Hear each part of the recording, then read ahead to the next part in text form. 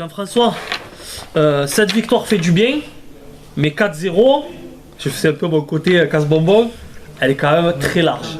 Oui, elle est large, en effet, mais écoute, par rapport au match de Quevilly, où c'était un peu, pour moi, brouillon, et je l'ai dit, que j'étais un peu mécontent de certaines attitudes, écoute, les joueurs ont su réagir, en tous les cas, on était guerriers jusqu'au bout, on n'a rien lâché, ça c'était important, il y avait vraiment c'était un effort commun, chacun revenait quand on voit Walid venir défendre sur la frappe du 9. Voilà, c'est l'équipe que j'aime, c'est l'équipe que j'aime qu'elle joue à la maison. On est à la maison, on est chez nous, comme on dit souvent. Seth a toujours eu une attaque. On attaque à la maison, on joue, on fait le jeu.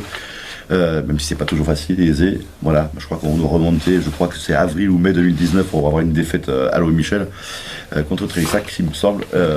Voilà, tant qu'on garde cette invincibilité, je crois que ça fait du grand bien aux joueurs. On a Anthony Patrao qui a enfin ouvert son compteur et il gambergeait tellement, je pense que c'est de bon augure pour la suite.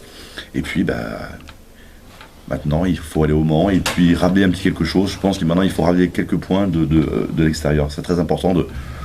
La maison, c'est la maison, mais l'extérieur, il faut qu'on montre qu'on est une équipe difficile à jouer. Alors, comme j'allais y venir, des points positifs avec ce fameux premier but de Tony Patrao. Une invincibilité toujours à domicile cette saison déjà et l'année dernière bien entendu. Un clean sheet, pas de but encaissé, c'est le deuxième d'affilée avec la rencontre d'Annecy. Est-ce que toi tu vois des points négatifs tout de même? Les points négatifs, sur ce match-là, non, parce qu'on va pas parler de celui-ci. Par contre, effectivement, j'étais un petit peu déçu parce que j'ai pas pu monter à Quevilly, mais à ma télé, je trouvais ça un peu brouillon. Par contre, je mettais aussi un peu d'excuses parce que on a été coupé sur la préparation au mois de juillet. On a eu 4 semaines sans jouer depuis le 4 septembre. C'est compliqué lorsqu'on casse le rythme comme ça d'une équipe alors qu'on avait fait des matchs de préparation avec beaucoup d'intensité contre Toulouse, contre Montpellier, on avait fait des très beaux matchs contre Toulon également. Donc j'étais pas content, c'est clair, je l'ai dit dans la presse et j'étais pas content de certaines mêmes attitudes parce que je pense qu'aujourd'hui j'insiste beaucoup là-dessus et j'insisterai tout le temps là-dessus. On a un championnat national où la marche est élevée, on joue avec des clubs pro, pas mal de clubs pro et j'aimerais que nous on devienne un peu plus pro, c'est-à-dire avant et après les matchs. C'est pas uniquement sur le terrain qu'il faut être professionnel, pour moi, c'est les deux. Alors est-ce à dire que la semaine là qui vient de s'écouler, que ce soit toi, que ce soit Nico Guibal, Sandrick Bitton, est-ce que vous avez remonté les bretelles un petit peu aux joueurs? D'abord, première chose, il y a eu une réunion du staff, parce que c'est bien joli les joueurs, ça c'est les acteurs du terrain, je suis d'accord, mais il y a aussi un staff technique qui on a créé une discussion, il n'y avait pas de reproche, mais le club dans son ensemble. Voilà, créer la discussion et puis une prise de conscience que, comme on disait l'an dernier, les victoires enchaînaient les victoires, mais les défaites aussi peuvent les enchaîner.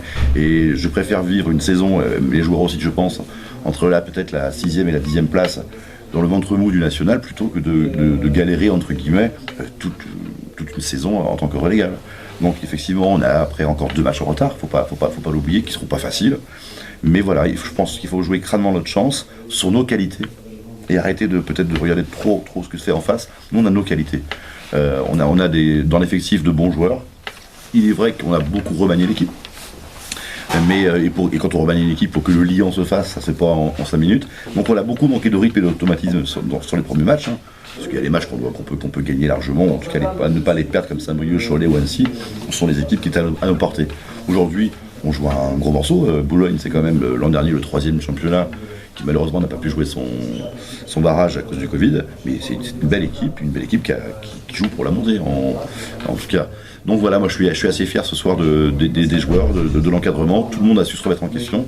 Et puis je pense qu'on va partir au Mans la semaine prochaine avec plus serein, plus de certitude. Quand on a Anthony qui, le pauvre, pourtant il court dans tous les sens. C'est vrai que tout le monde était très, très content pour lui. C'est un joueur qui est habitué à marquer des buts. Donc quand ça se décante comme ça et qu'on a un Ferraoui pareil qui instinctivement frappe au ballon, voilà, c'est qu'on est en confiance. C'est quelque chose qui s'est passé peut-être ce soir. Parce que c'est un nouveau championnat qui démarre pour nous, j'espère. Mais voilà, c'est que je pense qu'on a notre faire-valoir dans ce championnat. Moi j'ai vu les équipes, j'ai parlé avec beaucoup de journalistes de la presse spécialisés, etc. On est tous d'accord que intrinsèquement, on a des bons joueurs. Et le FC7 n'a jamais été surclassé depuis le début de la saison. Et on n'a jamais été surclassé comme on pourrait le penser. La seule peut-être mi-temps où on a été surclassé, c'est contre la Duchère, la première période, où on rentre avec un 1-0. Et première victoire paradoxalement. Et paradoxalement la première victoire. Donc je pense que je vais demander la pluie à chaque fois au Michel, parce que dès qu'il pleut, on gagne. Bon, ça c'est pour la petite blague. Mais voilà, on a pris du bon côté. Je vous assure qu'il y a eu pas mal de pression toute la semaine, dans tous les sens, que ce soit que ce soit sur le club, sur moi, sur les joueurs. Mais c'est normal, ça fait partie du jeu lorsqu'on on n'était pas habitué à de mauvais résultats depuis un an.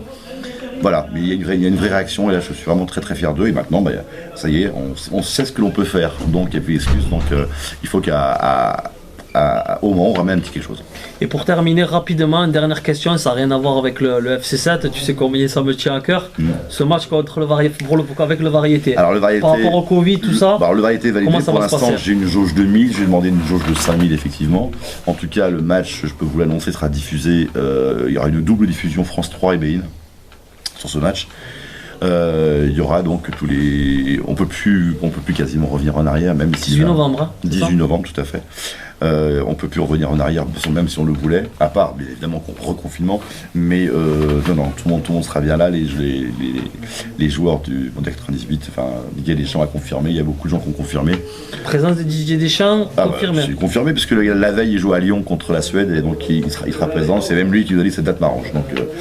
Donc Didier Deschamps sera là, puis beaucoup de stars que je vais lancer. De toute façon il y aura une conférence de presse qui est faite, j'ai une réunion de cadrage jeudi à Paris avec le Jacques Vendroux et Tom Rocheteau. Là, on saura un peu plus où on va, mais en tous les cas, on va essayer de faire un bel événement. En tout cas, on va parler de 7. On va vraiment mettre mis en lumière le fait que France 3 voulait absolument retransmettre. Je trouve ça super génial parce que les gens qui malheureusement ne pourront pas venir, même si la jauge est faible, pourront regarder ce match. Voilà. Merci beaucoup, Jean-François. Merci beaucoup. Vous. Vincent, il n'y a plus de. Désolé pour ta modestie, mais il n'y a plus de superlatif, quoi. Il y a un 0 d'entrée de jeu. Après, tu sauves la baraque. Est-ce que tu penses que si tu n'arrêtes pas ce penalty, la donne de la rencontre aurait pu vraiment être très très différente? Malheureusement, je l'ai arrêté. Pas malheureusement. Heureusement. Non, mais pour toi. Non. Pour toi. Non, oui, après, c'est sûr que c'est un détournement de la rencontre parce que tu reviens. S'ils reviennent à 1-1 dans les 5-6 minutes après qu'on ait ouvert le score, quoi. Donc, c'est sûr que c'est un tournant du match parce que ça leur met un coup sur la tête, nous ça nous remet dedans, donc c'est sûr que c'est bien. Voilà, écoute, mardi malheureusement ça n'a pas tourné à ma faveur, là j'ai la chance pour moi que les pieds traînent, donc tant mieux pour moi et tant mieux pour l'équipe. Alors cette équipe était invaincue jusque là, c'est un des cas d'or de ce championnat qui a fini 3e l'année dernière. Est-ce que pour toi ça rehausse les ambitions du FC7 à avoir un maintien plus confortable, ou au contraire la saison quand même va être compliquée et qu'il ne faut pas se leurrer, ce 4-0 est un score qui est quand même large et que Boulogne ne méritait pas une telle déconvenue. Ah non, tout à fait, c'est un score très flatteur.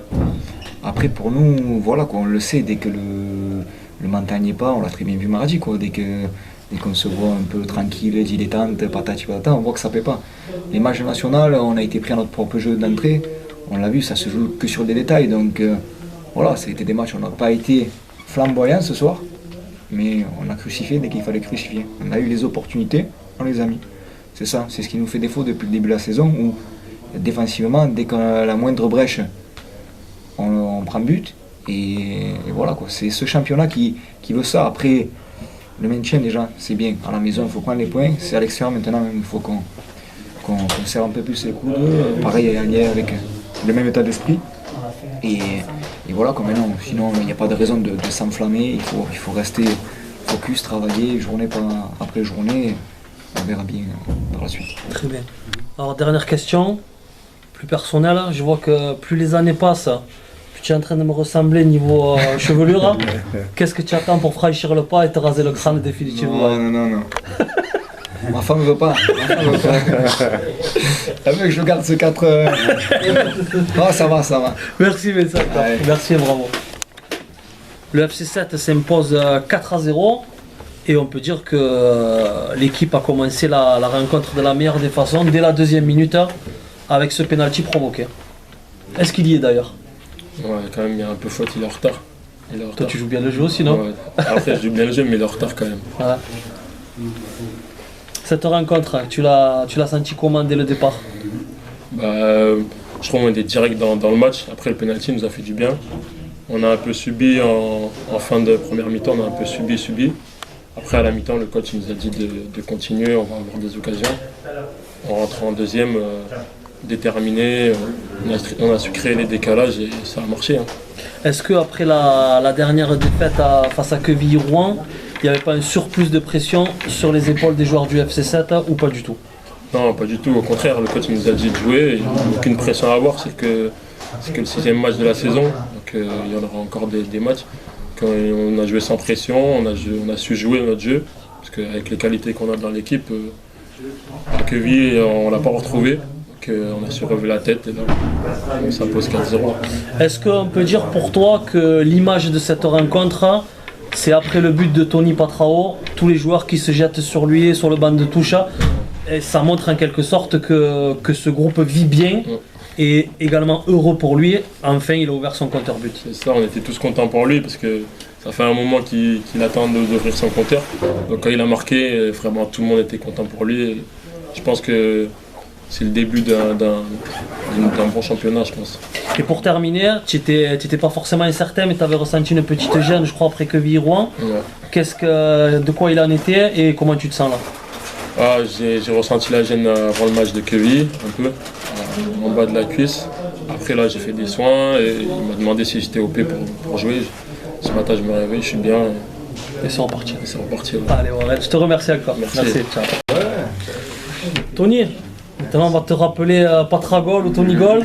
Alors, tu as été, depuis le début de la saison, tu as été toujours volontaire, toujours battant, ce que certains supporters ont peut-être oublié parce qu'ils te voient comme un buteur pur et dur. Là, enfin, tu as ouvert ton compteur et j'ai envie de dire un coup franc à la Platini des belles heures. Non, c'est vrai que voilà, ça fait plaisir pour ma part de débloquer mon compteur but. Voilà, je sais que j'en avais besoin pour ma confiance. Après, c'est vraiment le collectif qui prime. Après, voilà, si on gagne et que je ne marque pas, c'est pas grave du tout. Mais c'est vrai que ça me fait vraiment plaisir d'avoir marqué ce premier but. Est-ce que sincèrement, tu commençais à cogiter ou pas du tout? Oui, pour être honnête, je commençais à cogiter. Après, ce qui me faisait tenir, c'est que j'avais quand même des opportunités. J'arrivais à me créer des occasions. Je savais qu'il faut ce facteur chance, réussite pour pouvoir débloquer mon compteur but. Et voilà, ce soir, ça a été fait avec ce coup franc et j'espère qu'il y en aura d'autres par la suite. Alors, comme je disais à Warren Kadi précédemment, pour moi, ton but, c'est l'image de la rencontre. Ça prouve que ce collectif vit bien, puisqu'après, tous les joueurs et le staff, tout le monde s'est jeté sur toi, tout le monde t'a félicité. Et j'ai l'impression que c'est un soulagement, bien entendu, pour toi, mais un soulagement collectif. Ben oui, c'est vrai que voilà, à l'image de l'équipe, tout le monde me soutient, que ce soit aux entraînements, pendant les matchs. Voilà, quand je suis en difficulté, que j'arrive pas à marquer, tout le monde m'encourage, ne me dit pas perdre confiance. Donc c'est vrai que ce but-là, c'était un peu une délivrance. Et c'est vrai que c'est un but qui me récompense moi, mais surtout l'équipe, parce qu'ils m'ont toujours encouragé à ne pas lâcher. Et donc ça fait vraiment plaisir. Allez, très bien, on en reste là. Merci à toi, Tony. Merci encore.